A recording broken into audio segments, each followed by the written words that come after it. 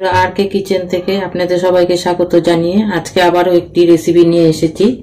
আজকে বানাবো শালগম, সয়াবিন আর আলু দিয়ে একটা নিরামিষ তরকারি, সম্পূর্ণ নিরামিষ।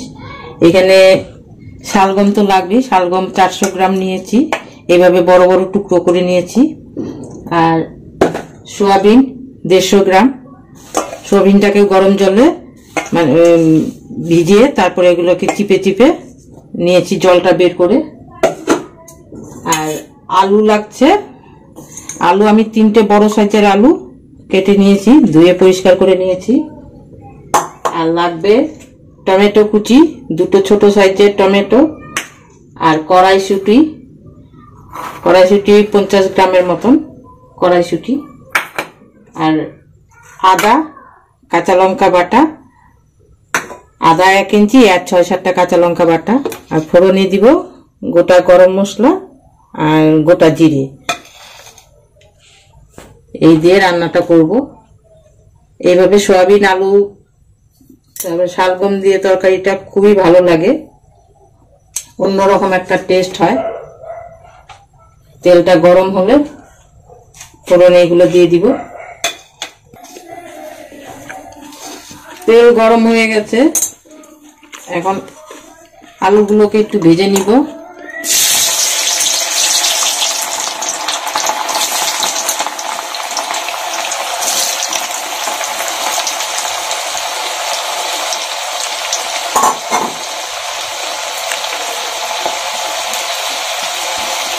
হলুদ,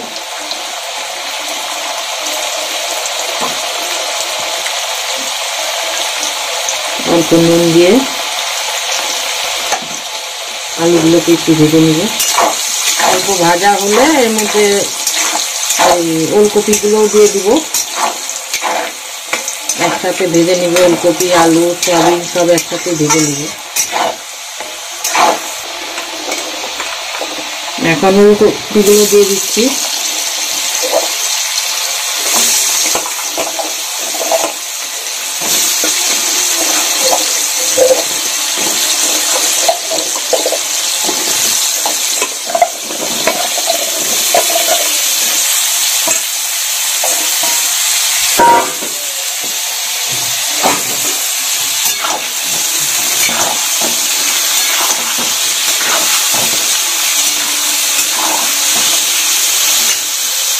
এবার সয়াবিনগুলোকে দিয়ে দিচ্ছি, একসাথে ভেজে নিচ্ছি সব।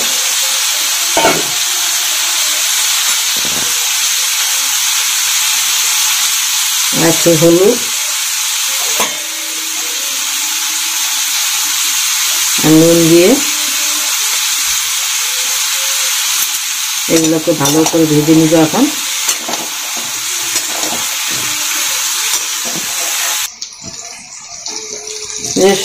সয়াবিন, আলু, ওলকপি সব ভাজা হয়ে গেছে, এগুলোকে এখন তুলে নিচ্ছি। সব তুলে নিয়েছি। এখন এর মধ্যে ফোড়নে দিব গোটা গরম মশলা, 2টো এলাচ, 4টে লবঙ্গ আর দারচিনি, জিরে।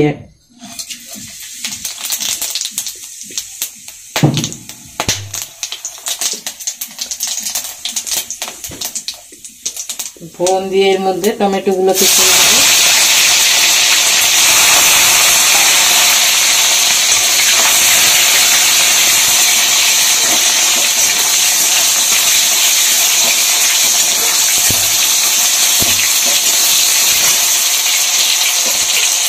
সামান্য একটু নুন দিয়ে দিচ্ছি, টমেটোটা তাড়াতাড়ি গলে যাবে।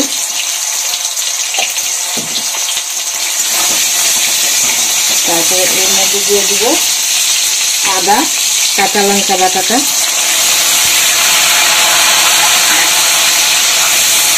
ভালো করে এটাকে ই করে নেব।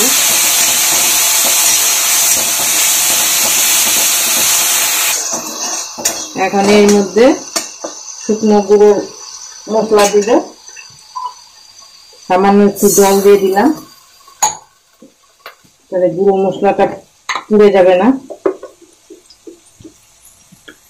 এখানে 1 চামচ জিরে গুঁড়ো,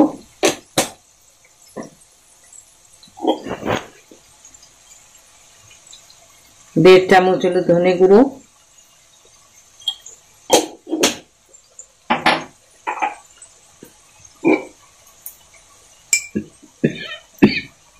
আর কাশ্মীরি লঙ্কার গুঁড়ো,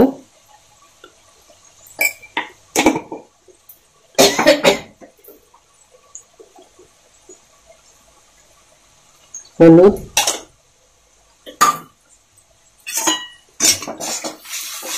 এখন এগুলোকে একটু ভালো মতন কষিয়ে নিব।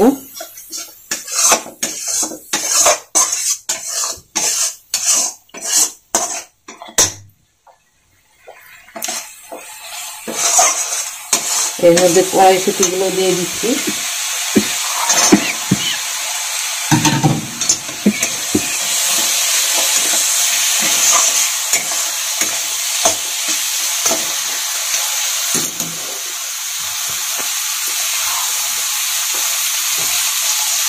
সামান্য একটু জল দিয়ে ভালোভাবে কষিয়ে নিচ্ছি।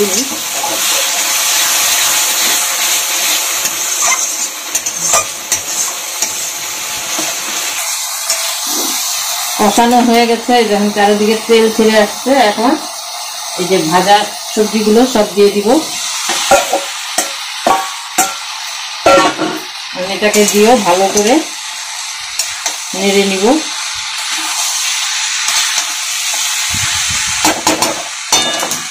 একটু লবণ দিয়ে দিচ্ছি, লবণটা আন্দাজ মতন দেবেন, কেন আগেও লবণ দেওয়া হয়েছে।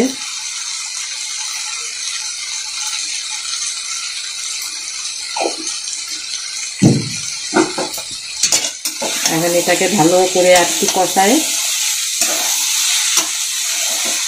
জল দিয়ে দিচ্ছি।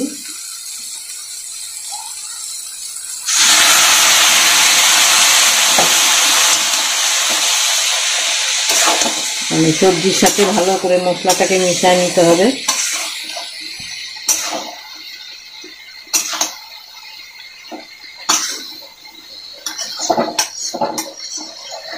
এইভাবে যদি ওলকপি, আলু, সয়াবিন, কড়াইশুঁটি দিয়ে রান্না করা হয় না, বড় ছোট সবাই ভালো খাবে। যারা মানে ওলকপি খেতে চায় না তারাও খাবে, এত টেস্টি হয়।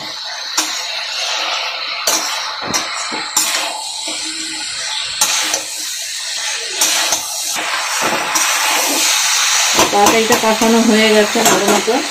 এখন এখানে উষ্ণ গরম জল দিয়ে দিচ্ছি।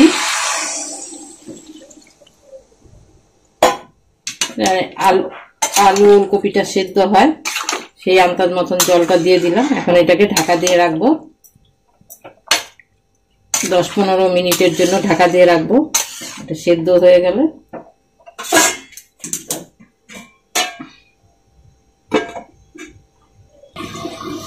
15 মিনিট পর চলে আসলাম, ঢাকাটা খুলে দেখছি কিরকম আছে। এখন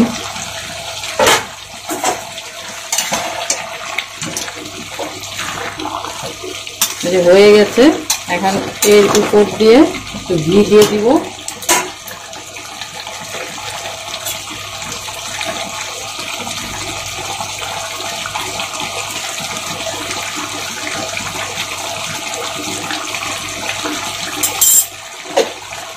আর গরম মশলা দিব।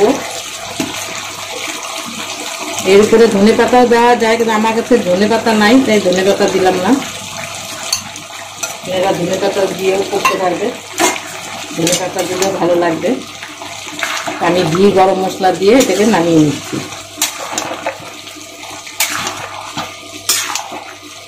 রান্না হয়ে গেল, এখন এটাকে নামিয়ে নিই। যে রান্নাটা হয়ে গেছে আমি নামিয়ে নিয়েছি। এভাবে বানিয়ে খেয়ে দেখবেন, যদি ভালো লাগে কমেন্টে জানাবেন। আজ এখানেই রাখছি, নমস্কার।